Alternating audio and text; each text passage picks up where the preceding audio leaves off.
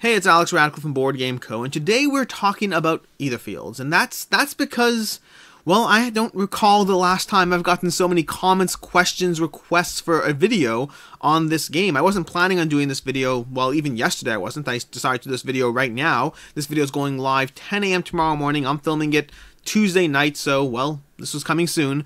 But basically, if you aren't in any board game group whatsoever, if you're not on Reddit, on Facebook, in forums, and who knows what, then you may not know that Etherfields has been hitting people's doors. People are getting that gigantic white Awaken Realms box, chock full of goodness, and people are getting hyped and excited and sharing it and posting pictures, and suddenly all those decisions you made, you know, a year and a half ago, whenever this was, all those decisions not to back the game, all that rational, logical, I'm not playing this and that and everything else, and so I'm going to pass on this game.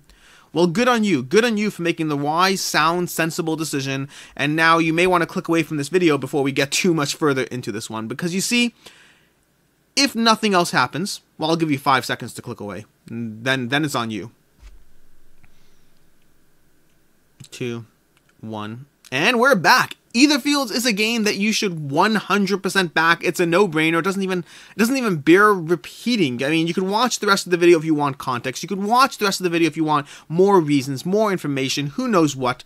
Or you can just head on over to the late pledge. Link will be down below, and you could back the game. And this is going to be contextual to anything, as they always are, but ultimately this comes down to the fact that Awaken Realms games will hold their value, and the only possibility that they have not to is A, if they are horribly rated, and B, even then you'll have to wait a good 3 to 6 months for people to catch up on that idea. Awaken Realms is a popular company. Their games do well, and the hype and buzz around Etherfields has only gotten bigger since it landed. Tom Vassell has put up a review of the game. That's not Tom Vassell, we'll get back to him. Tom Vassell, somewhere else over here, has put up a review of the game, and he goes on and he critiques it, and he talks about the rulebook, he talks about the accessibility, and then he goes on to say that this may well be his favorite game of the year, which is not nothing, not by any shot. Quackalope put out an unboxing of the game. This game looks absolutely gorgeous. Check it out. I'll have links to all these videos down below.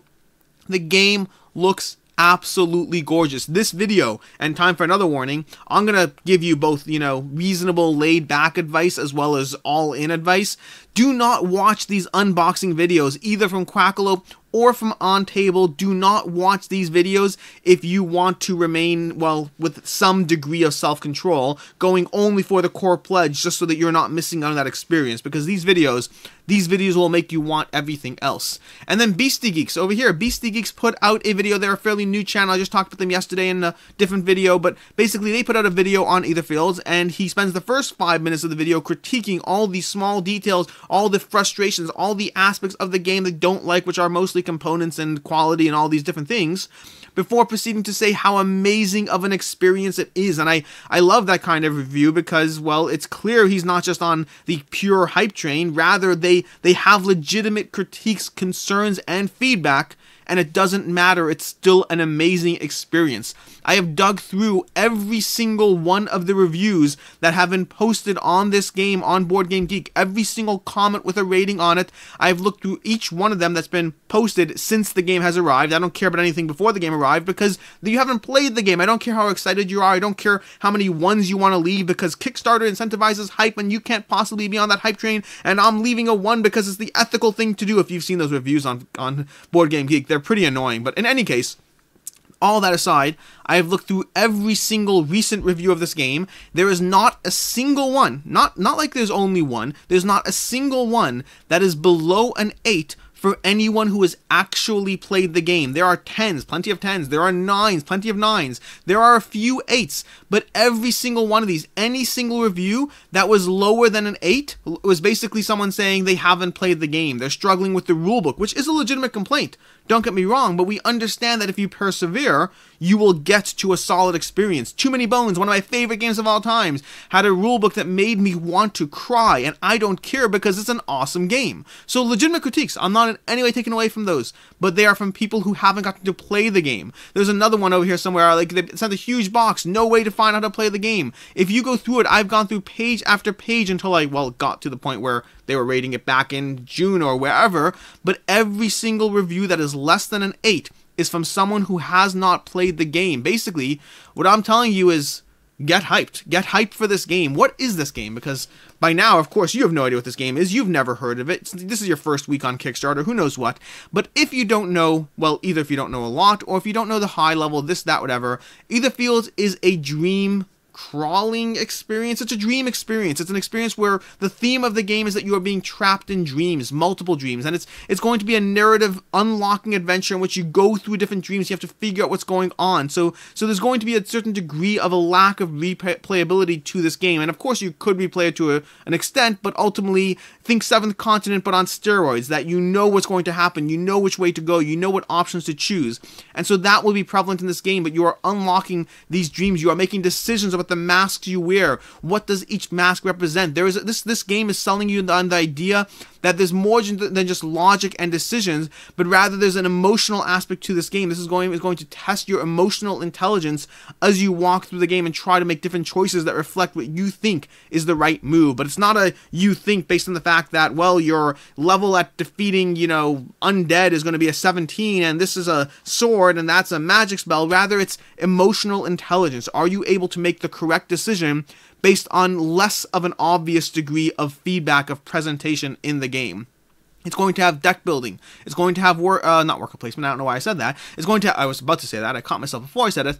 Either way, it's going to have deck building, it's going to have exploration, it's going to have you involving yourself in dream after dream, and it's going to do that both on a small degree of accessible content, 50 plus hours in the game with a quick save system, replayable content, take that with a grain of salt, 1 to 4 players, a whole chunk of time. I don't even know what this time symbol means, 1.5, that's a 1.5, that's right, in Europe that comma is a point, 1.5 to 3 hours per experience, 14 plus, you can disregard that, you can make whatever decision you want about who plays the game, and that's all just the core box alone.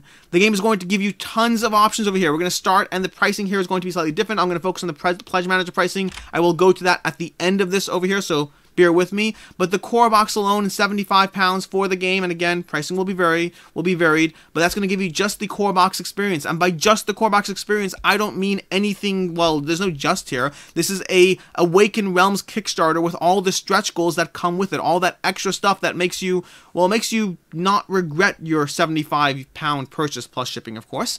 For £117, you're going to have the Dreamwalker Pledge, plus all unlocked stretch goals, plus the Creatures of Etherfields expansion, which here are some of the characters over here: the Gambler, the Specialist, the Tough Guy, the Free Spirit, each one of them bringing their own unique mechanisms, their own unique aspect and gameplay style to this dream walking experience, to this dream world. We're going to have, if you scroll down here, over here somewhere, we have the masks, the keys, all these different components, the Belshazzar campaign, which is going to be part of the core box, and then somewhere shortly, eventually, the Creatures of Etherfields expansion, which is going to be 20 high quality detailed miniatures. That's what you're getting for that extra pledge level. Then we have the gameplay all in, which is going to give you a ton more content, an absolute ton of content in terms of this game. And this is where, well, we'll get to the suggestions when we talk about the actual Pledge Manager, which we'll get to shortly, but I'm just taking the opportunity to scroll through this page because of how much stuff there is. Cards after cards after cards, and again, watch those unboxing videos, or don't, if you want to maintain the illusion of self-control. The Harpy miniature, the Lucid Dream, tons of more stuff, just absolutely. The Penguin! The Penguin! Have you not seen the Penguin by now? The Penguin is making its way around different games, different Awaken Realms games, around the internet. That Penguin, people, I don't even like the Penguin, honestly. I'm not sure why people are so hyped about it. I like so many other things in this game more than the Penguin. I like adorable creatures, but the Penguin's just not doing it for me. We have the She-Wolf campaign, along with the She-Wolf miniature, and some of these miniatures, they are intensely amazing to look at. I mean, these are incredible miniatures in this game, very unique, very standout. Awaken Realms in general, the miniatures have, in their past games, the miniatures have always been very, very good, but they don't resonate with me as much. Etherfields was actually the first game in which their miniatures really, truly stood out for me, and, well, they felt different. They felt more unique. We have more of these optional buys over here that will be available in the all-in gameplay, the 5th player expansion, more add-ons, more the Thorn Knight, the exclusive, the metal keys, the art book, the playmat, the playing cards. There's some metal boxes. Here we are, the 5x card holder. Look at these card holders. Look at Cracklop's videos to see what these are like, or look on table. These are cool card holders with magnetic little clips. I mean, they're amazing. They're cool. They're also going to cost you another $31, which maybe they're worth it, maybe they're not. Don't watch those videos. I'm telling you, do not watch those videos if you do not want to be pulled in by all the tons of content in this game.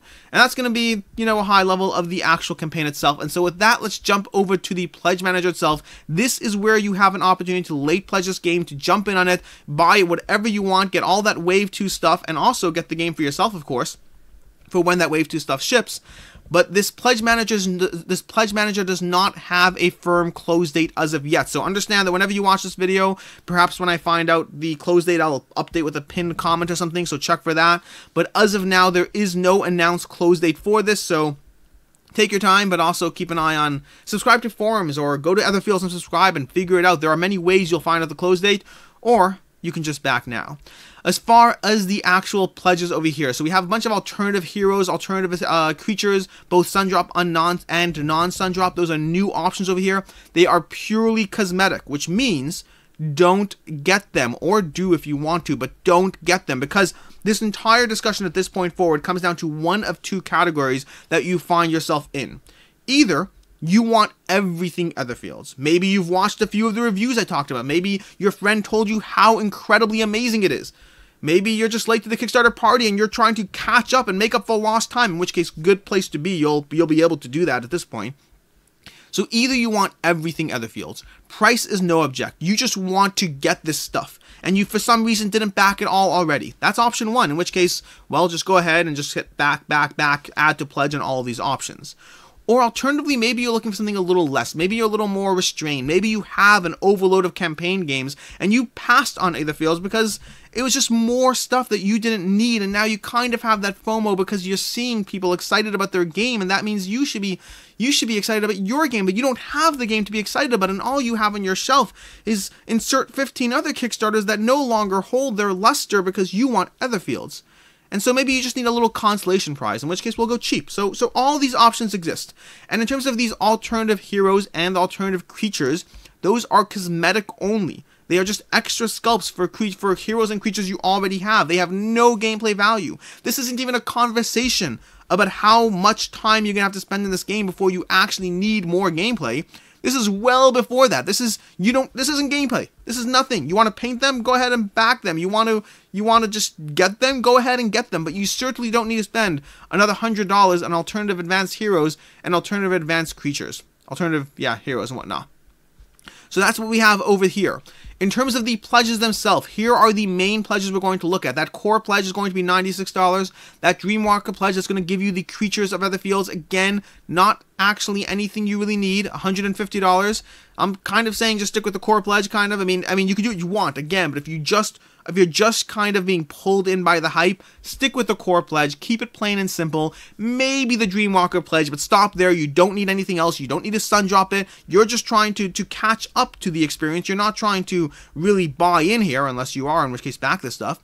Then for the Dream Master, the gameplay all-in is going to be $228. And then we have the Dream God, which is the collector's all-in, which is $430, and that's going to be Sundropped. And then the Game Found Dream God, which is going to be all the everything from the Dream God, plus those advanced and alternative sculpts for heroes and creatures. And that's going to be $557, which you totally 100% don't need. And need is a relative term, and do what you want. I mean, this whole entire video is going to be like that. I mean, do what you want, but ultimately, my opinion, and then here we have the expansions, the gameplay options over here. We have the extras, the individual broken down, the metal keys if you want them, the art book, the playmat, all these different things. And I will note, by the way, pay attention to the reviews, because there have been critiques about the playmat. There have been critiques about the organization of the board, and it's bad enough already, but if you get the playmat, you're spending extra money for an already not ideal organization of the board. So there have been negative feedback about some of these aspects of the game. The overall game, people are loving that. But some aspects of the game, negative feedback to a small degree. And that's basically going to be everything, except unless, of course, you want to go paint it, in which case you can spend even more money. But hey, I said, if you're trying to catch up for lost time, if you've only just recently joined the Kickstarter hype train, if you find you have years worth of money burning a hole in your pocket, and you want painted miniatures, go for it. Who might tell you not to? But past that, this entire video is going to culminate with really what I said already. Etherfields is a game that is getting hyped and buzzed left, right, and center. It seems like this is an experience you don't want to miss out on. I mean, maybe you do, maybe you don't, but it seems like it's an experience that people are hyped about. And I'm sure they'll be hyped about it for a while. People still talk about Tainted Grail. Tainted Grail is still well loved by many, and a letdown for some as well, but an 8.2 on Board Game Geek is nothing to sneeze at. And Etherfields coming in at a, what is it, an 8.6 on Board Game Geek? I mean, it will drop over time. Most Kickstarters do, but an 8.6 is laudable, to be certain. This is one that's going to be bringing you the story title of Michael Araz, I think I'm saying that right, but without this War of Mine theme, a totally different dream analysis, dream escape room kind of situation, half escape room, half puzzle, half exploration, half journey, and you can get all of that for the low price of $96, assuming you just want to buy in on the game, plus shipping. Or you can spend a lot more money and get one of these other pledge levels. That's basically Etherfields. This pledge manager is open for a while. Enjoy, jump on the bandwagon, hop on in, see if this is for you, and we'll see you on the other side of the dream. Until next time, I'm Alex Radcliffe from Board Game Co., and I hope you have a good one.